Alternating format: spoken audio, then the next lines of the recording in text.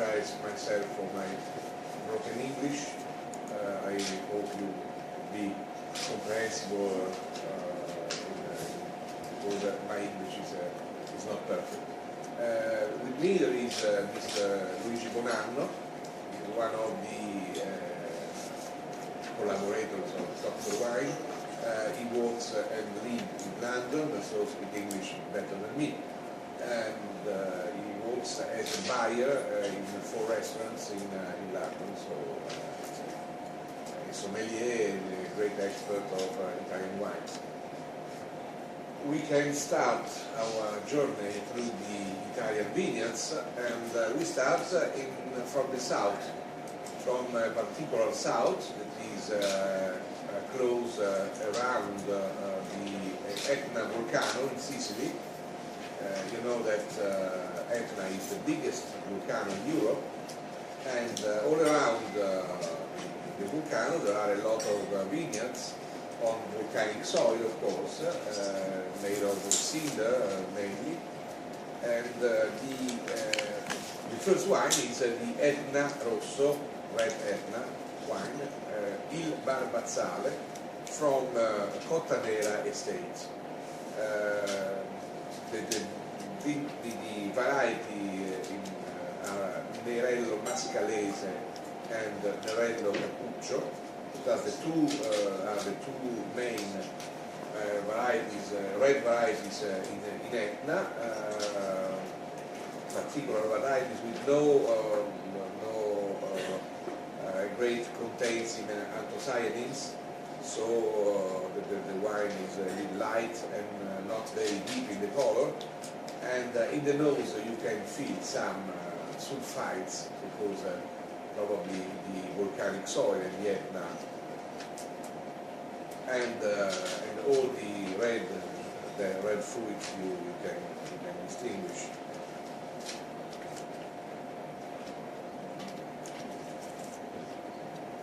The acidity is very good because we are in the south, but the vineyards of the Etna, they are over 600 meters on the sea level, so we are in altitude, and the altitude is the same of latitude in other meaning.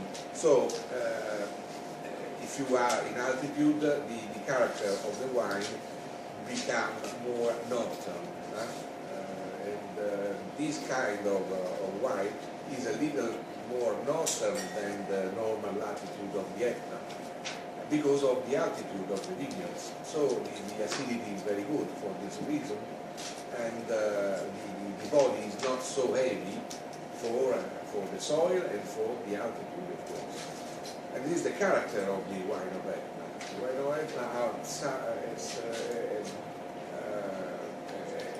a kind of Mediterranean Pinot Noir, for the color, for some perfume in the nose, and for the body of the wine, for the texture of the wine. So more acidity than tannins, for example. No? And this is a touch of Mediterranean in style, in a profile, a northern profile. And this is the character of the wine of Etna. It's a good example of Etna wines. There are many producers, of course, and Cotta Nera is one of the best. And so this is the reason for what Cotta Nera is in this tasting. From the second wine to the number 7, we have 6 examples of Sangiovese. We come to Tuscany, and we have 3 Chianti Classico and 3 Brunello di Montalcino.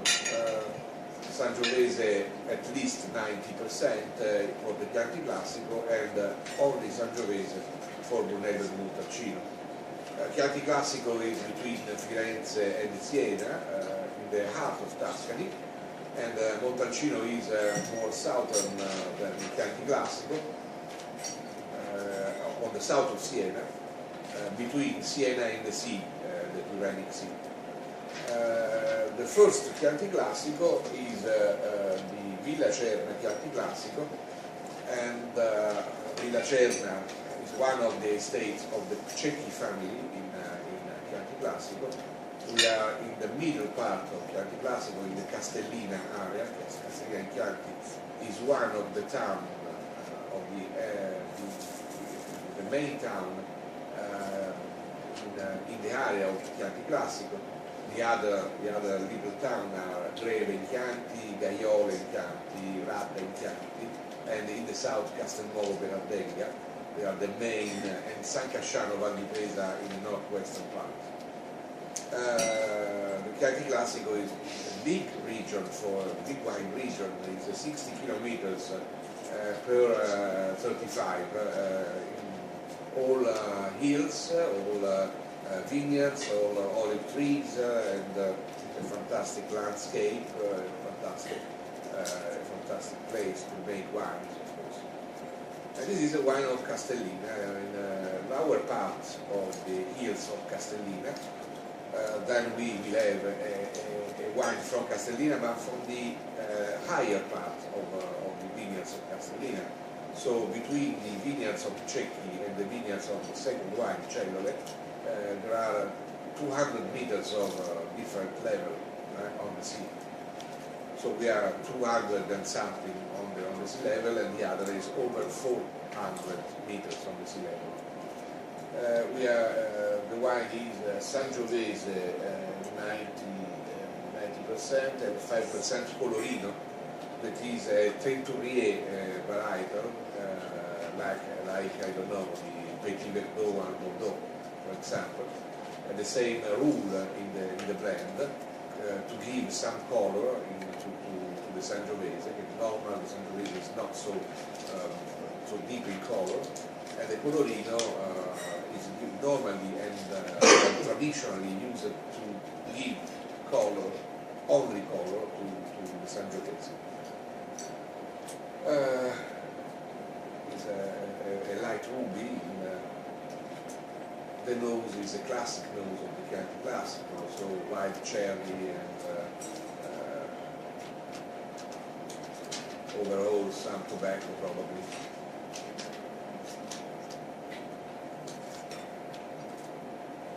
The Sangiovese is more acid than tannic, so you have a little bit of tannins, but the main character of the wine, of the taste, is the acidity, the freshness of the wine. And this is probably the best quality of a good Chianti Classico. This is not a reserve, this is not a selection, it is the normal Villa Cerna Chianti Classico, and so is not so expensive, for example, and it's a good wine for the quality and for the level of the wine. So it's very well made, enologically speaking. The third wine is Castello di Volpaia. It's Chianti Classico 2009. It's a reserve, so it's more aged in a big barrel. 2009 was quite good vintage, a little warm. There is Sangiovese and Mammolo. Mammolo is another Teinturier, is another little variety that were used to give color to the wine. Castello di Volpaia is in Radda in Chianti, in a higher position, 500 meters on the sea level, in the central eastern part of the Chianti Classico area. And the color you can see is very light, a little more orange than the first wine because of the aging, of course. Not very deep, the color, and this is the character of the Sangiovese, of course. The nose is more complex. It's not only fruity, there is some smoky parfums and probably spicy parfums. Probably there is a part of this wine aged in small barrels because of the spicy scent. different between the definitely. Yeah. more complexity. This is a More very concentration. interesting one. Still young. And the attitude you can feel by the acidity of the wine. The acidity is a good acidity, is more acid than the first. For this reason, for the altitude. You know, the writing depends on the weather situation. So if you are in altitude, of course, the writing is slower than near the sea, for example. We are in the middle of the hills, not far from the mountain of the Apennines mountain. So the writing is slower and more difficult in that situation. If you reach completely ripening of the grapes, you can have very great wine. The third Chianti Classico is Cellule by San Fabiano Calcinaia Estate, and we are back to Castellina, but in different position. If Cecchi was 200 meters on the sea level, we are 400 meters. So in higher hills, the Sangiovese is 95%, and there is a 5% of Merlot. The Merlot has the same rule of the Colorino in the blend, of course, and probably try to balance the acidity of the Sangiovese. Merlot is less acid than the Sangiovese, and that becomes smoother than the wine. Fruity, very fruity in the nose. There is a lot of small barrel French oak in this wine. It's a more modern style than Volpaia, for example. The color is deeper, and the fruit is more evident. No?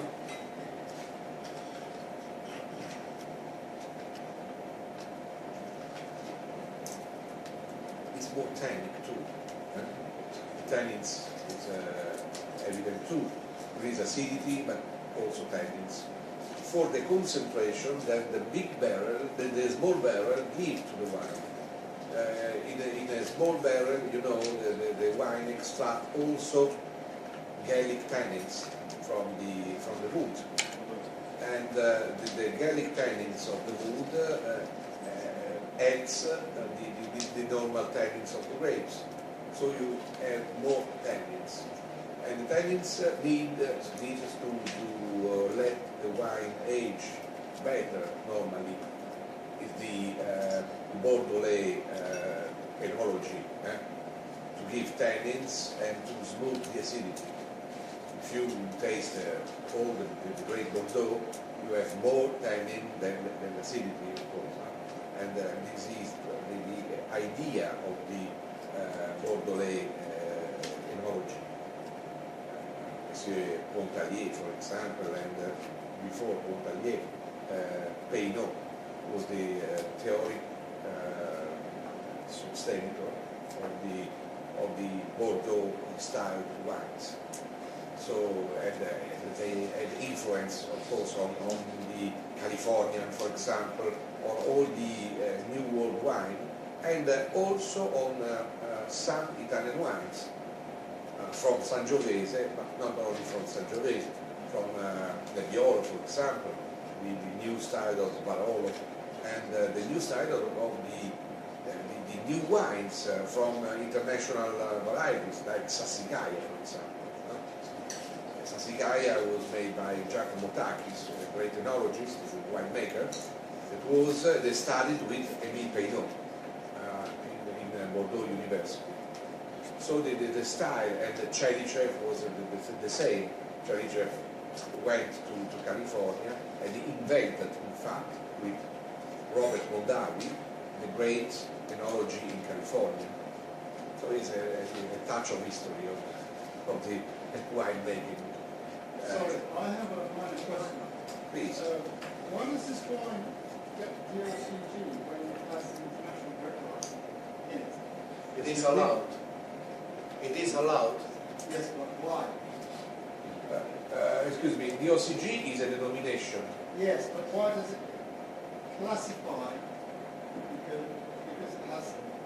According to the law and to the Seminario production, you are allowed to use international grape varieties. For example, in Chianti Classico you can use 20% up to 20% of other varieties. That could be also Cabernet and Merlot.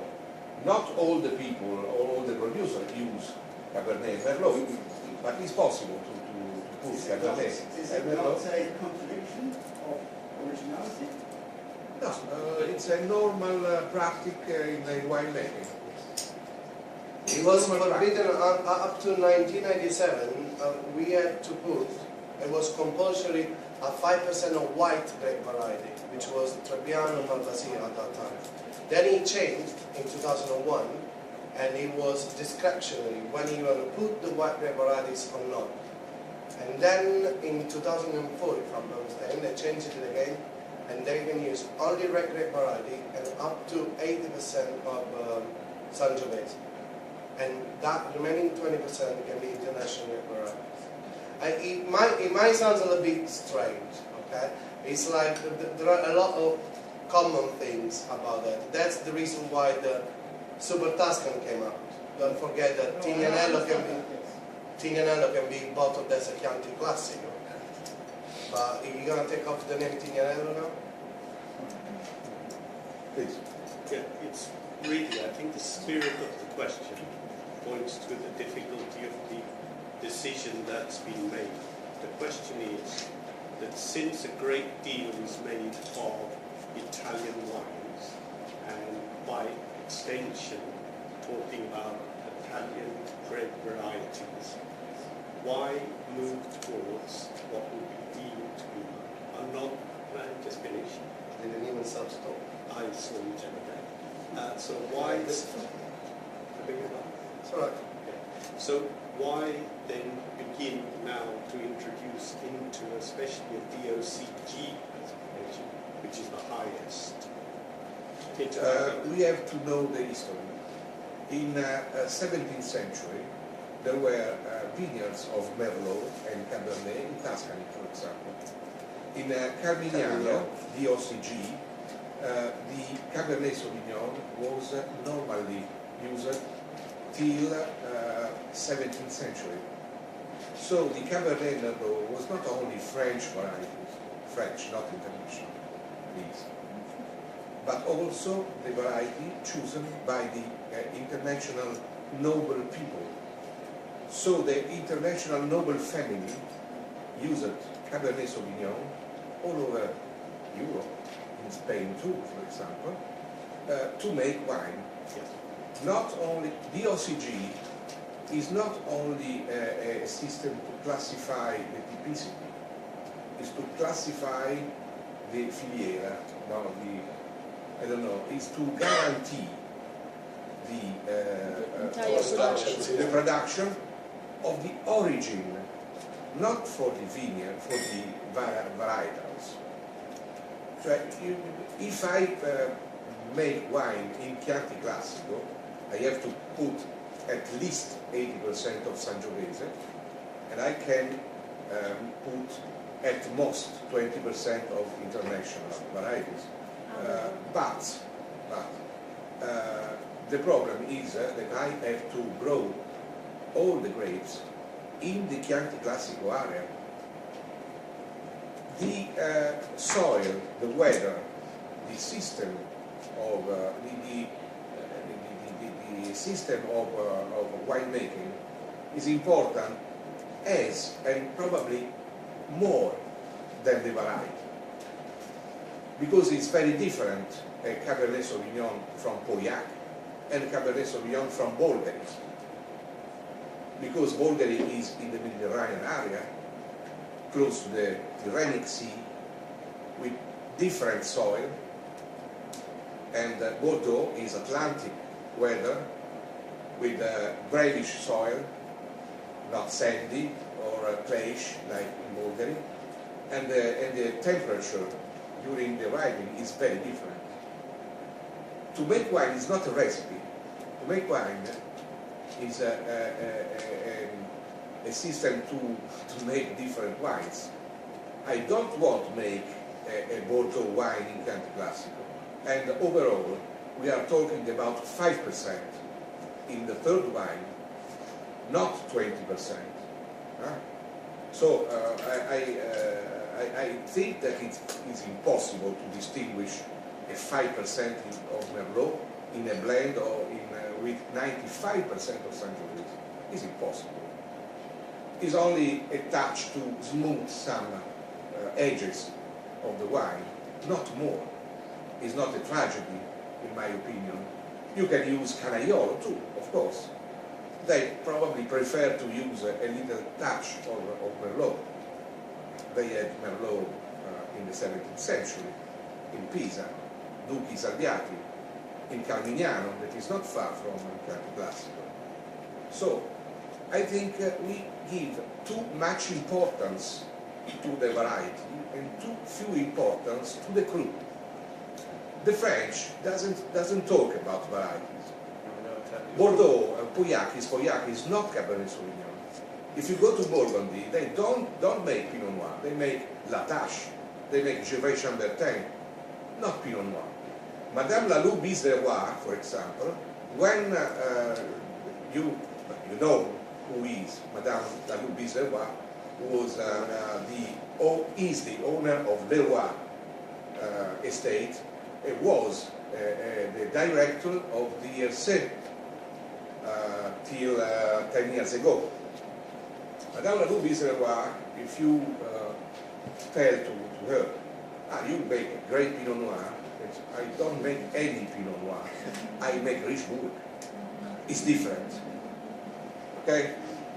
It is very important to understand, because it is a culture of the wine. It's not the recipe of the wine. And the culture of the wine is soil, is winemaking, is tradition, and the knowledge of the history. Okay? Excuse me, excuse me, but this is very important to understand. The arguments about a touch of, it's like to say, you put the salt of Tasmania in a pizza napoletana. The salt of Tasmania, a little bit of turmeric. Who cares, frankly speaking? Excuse me. So we have to go on, please. Now, 3 Brunello, Sangiovese 100%, so no arguments. Okay? At the moment. Excuse me. After, when we finish the tasting, you can ask me what you want. Okay? Okay. Brunello di Montalcino, you know. Brunello di Montalcino is Sangiovese 100%. So, normally aged in big barrel.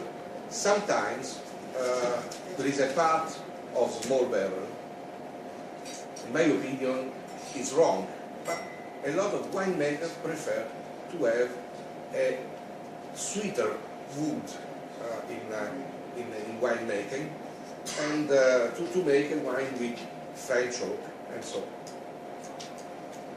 The number 5, 6 and 7 are 3 Brunello di Montalcino. The first is from Mastroianni, is a 2008.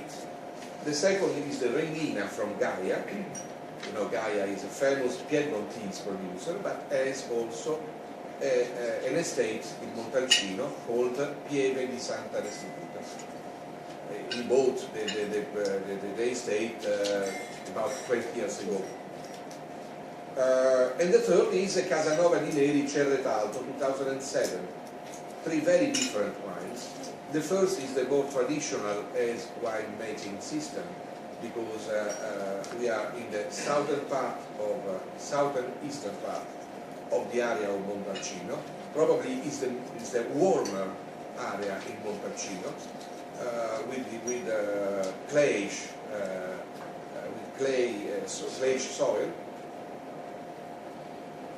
It's very typical as a Brunello di Montalcino. 2008 is a good vintage, not incredible but good.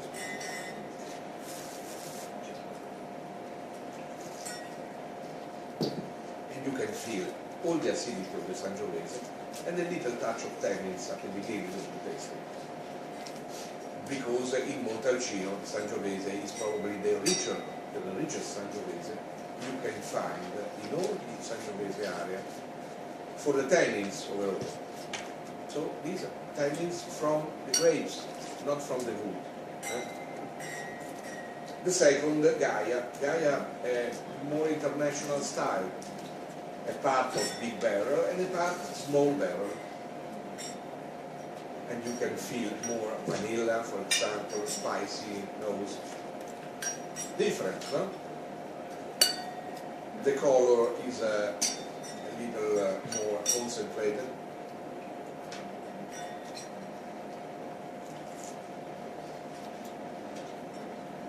It's a little sweeter in the mouth, probably more alcoholic. The acidity is not bad. The tannins are smoother because of the small barrels. Because one of the character given by the small barrel to the wine is smoother tannins.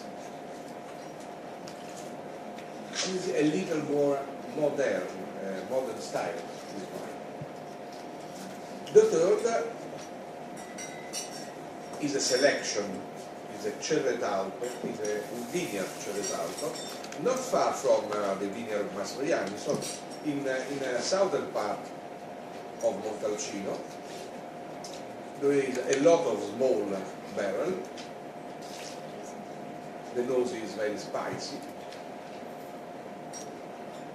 2007 is a better vintage than 2008.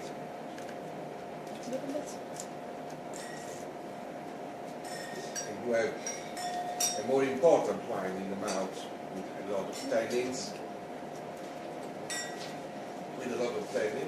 No, it's 2007 and it's wrong. Yeah.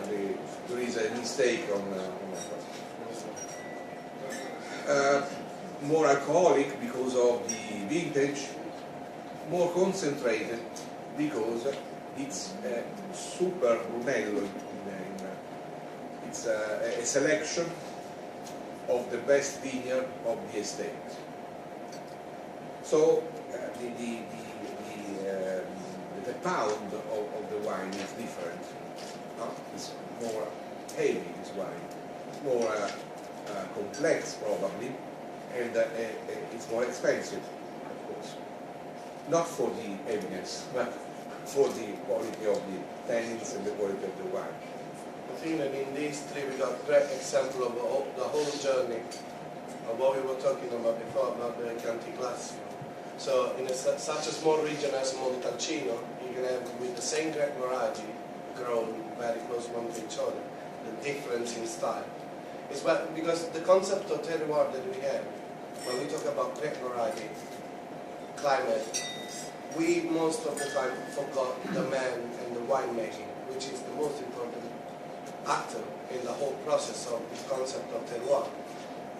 In this way, you see three different expressions of the same terroir. Having these three different wines, it doesn't mean that one is better than the other. I mean, because you start from the Mastroianni, which is the traditional style, up to the Casanova Neri, which is the most modern. In the middle, you got Gaia, which is 50-50. It's got one foot in the past and one foot in the future, if we want to put it that way. But I don't know if a future or past. The problem is three different ideas to represent a terroir. Three different styles for the winemaking. It's like, I don't know, the tailors of fashion or the painter that try to represent something in a different way, because other way we make always the same wine.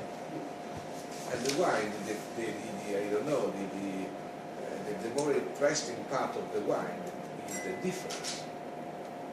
You imagine, we call wine a Sauterne, and the Porto, and the Barolo, and the Riesling from Mosel. They are very different, of course. And all is wine. Would you say? Excuse me. Could you made a question before? I'm just like on the last three. Remember, would you say they are the crew? The crew, Best. the best, in my opinion. In my opinion, the best is the third, but probably, in my opinion, but probably the third wine is in comparison with the wine not on the same level, because if I put the Schiena d'Asino, that is the selection of Mastroianni, or the Sugarille, that is the best selection of Gaia, we have more similar wines. You try to imagine, I want to make with you a journey, also a little didactic, in order to understand. I don't want to judge, I want to understand. Typicity, yes. Yes, it's not typicity or the reason for what the wine is in a way or in another. No? And to explain this to you, I try to do this. No? And this is, I think, the more important things, because I don't know how many person, how many wine critic, and how many wine taster try to do a similar thing. Probably there are, of course. But I'm very interested in this journey, because I want to explain the differences between, you know very well what is the difference between, I don't know, a Chambertin and a Richebourg, no? Because there is the history, there is literature about this, about that. In Italy we have less literature, less knowledge about all these differences and all the history of our wines. So I try to tell you, we are not the French. They are more tradition, and they are very, very, very bright in winemaking, of course. But we are not bad too, and we have something to tell about our wines. Probably we are not only cheap and cheerful in winemaking. No? Well, and we can do something better than cheap and cheerful. Well, certainly the last three are not cheap. This is the reason. Number 8 is Montiano. Montiano is a Merlot, so Montiano Merlot from Latium, that is the region of Rome. Why Merlot in Latium? Because in Latium we have not great varieties. Because a lot of producers prefer to make quantity than quality. You know the Frascati, you know the white wine of the neutral wines from some area near Rome. It's a shame, because it's possible to make good wines also in that part of but of course, if you have nothing better, try what you can, and this is a Merlot from Latium, so a Mediterranean Merlot. But imagine a red Mediterranean good wine, well made, enologically speaking. The nose is a nose of a good Merlot. It's not Levangie, probably. But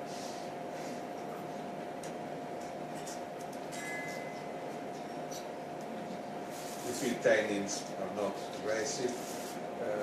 The wine is good wine, well made, and in the north of Lazio it's like a miracle to have a wine like this, because it's not a great place to make fantastic wines.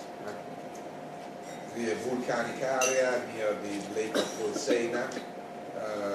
We area close to Monte Fiascone, that is very famous for the est of Monte Fiascone. It is a folkloristic wine. And this is better than a Monte of Monte Fiascone. So it's better to make a wine like this with the Merlot, or to make a neutral white wine with the Procanico as the est is now. This is the question.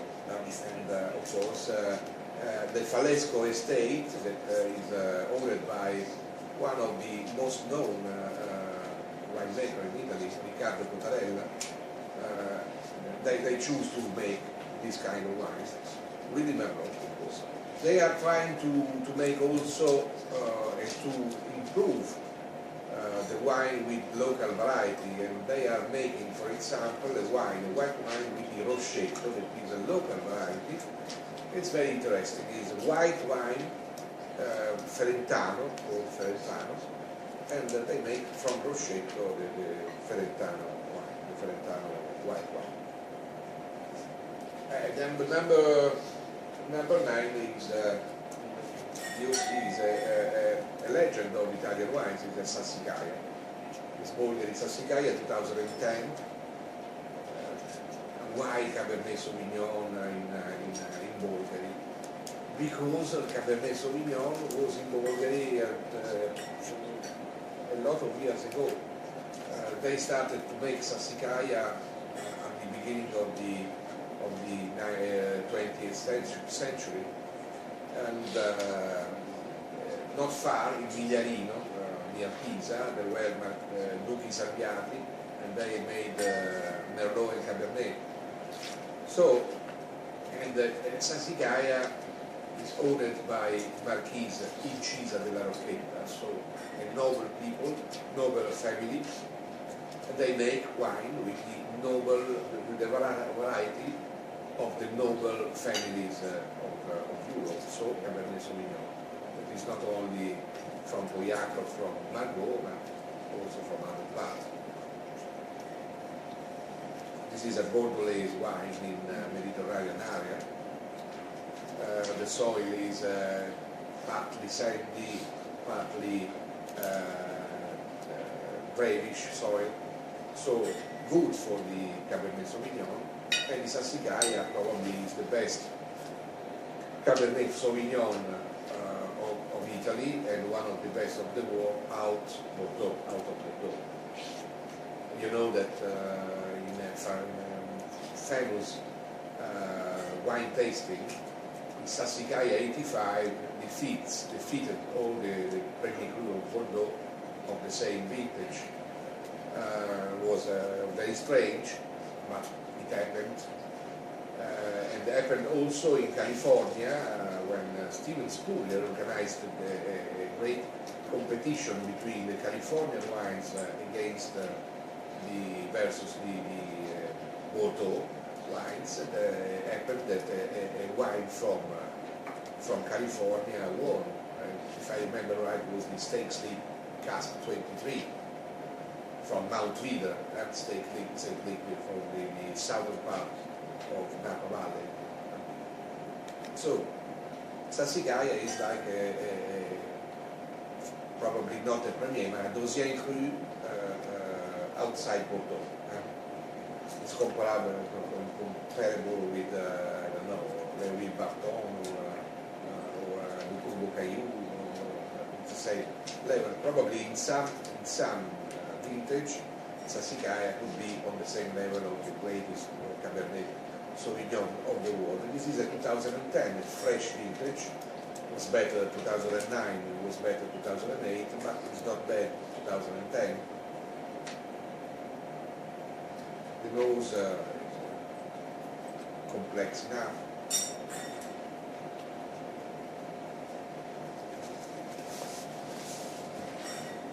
The tannins are not aggressive. The acidity is very good,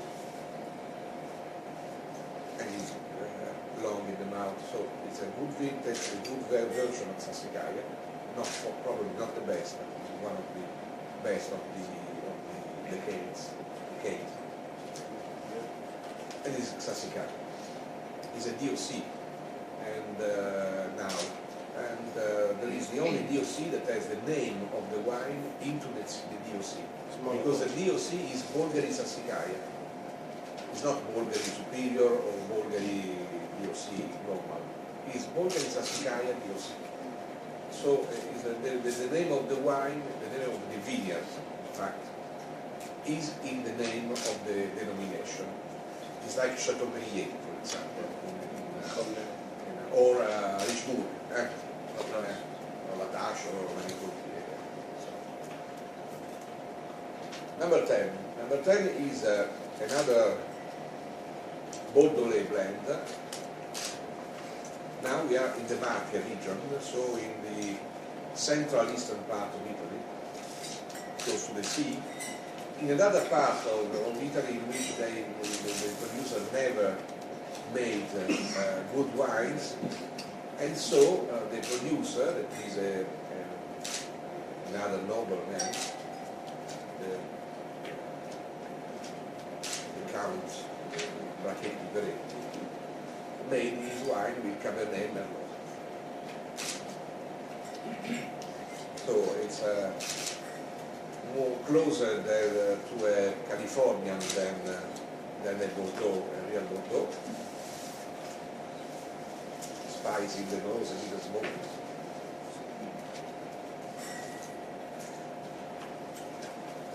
This is a 2008, so it's a little older than Sassicaia, but more aggressive for the tannins, more extractive than the Sassicaia, probably for due to the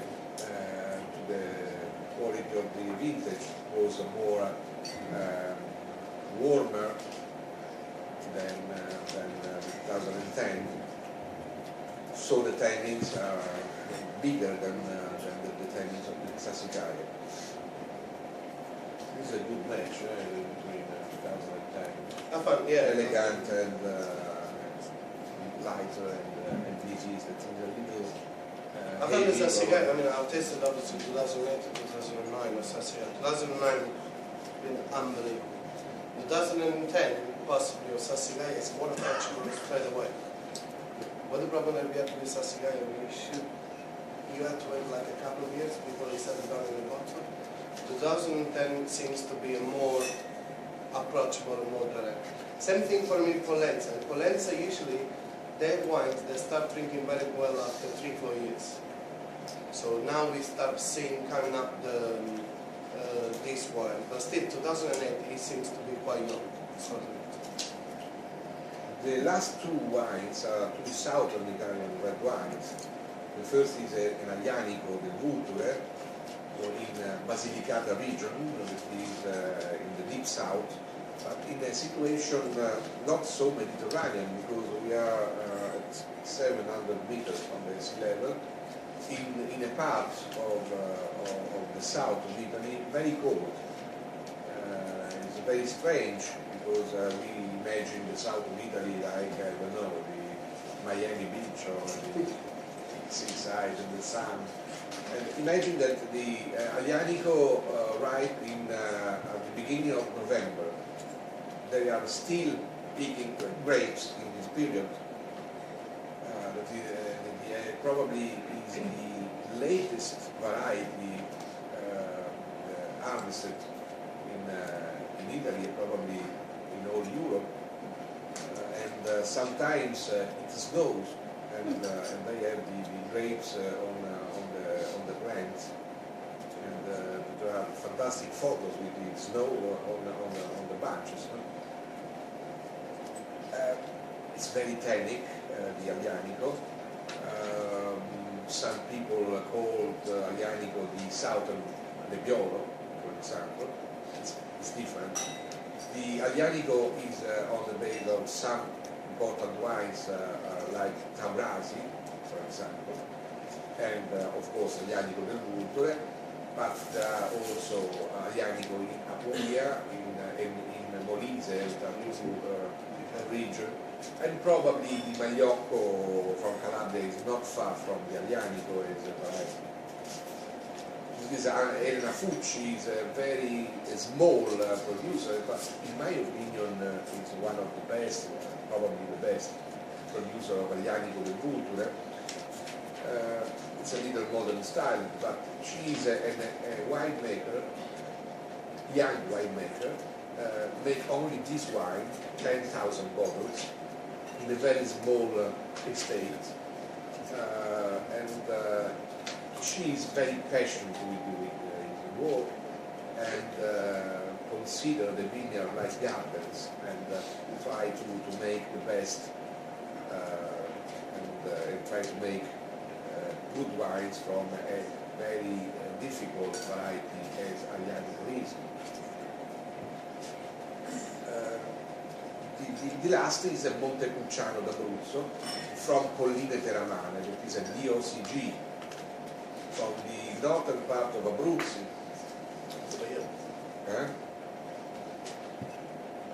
Yes. Yes. Vigna Sant'Angelo. Vigna Sant'Angelo is from Valore. Probably this vineyard refused to put the Colline Teramane in the sushi. Probably is only Montepulciano d'Abruzzo because it's possible to make the two different wines in Colline Teramane. Valori is in Colline Teramane. Valori is owned, partially owned by Masciarelli, that is probably one of the best producers of Montepulciano d'Abruzzo. Mr. Valori is in the room, in the wine tasting. And it's Vigna Sant'Angelo is a cru, of course. It is a 2006, so it should be a little old for a Montepulciano d'Abruzzo. Look at the color, it's incredible. And feel the perfumes. So the wild cherry under spirit, no? Wild cherry jam, something so. Kirsch. Spicy perfumes.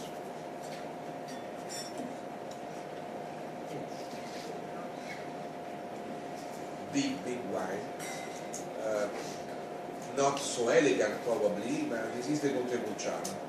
The Montepulciano is overall a big wine, not sometimes a great wine, but it is overall a big wine, very concentrated. The grapes gives this, and it's a wine that aged very well, for example. But all over the world you can find Montepulciano very cheap, very simple, and Montepulciano could be also in this way. And the best Montepulciano from Masciarelli, from Illuminati, from Valentini, they are very strong wines and very aging wines. So it's probably one of the best southern varieties in Italy, and no Cabernet inside.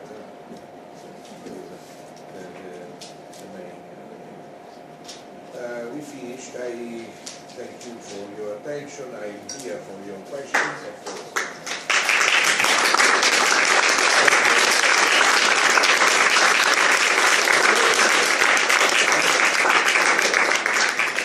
And thank you to Luigi.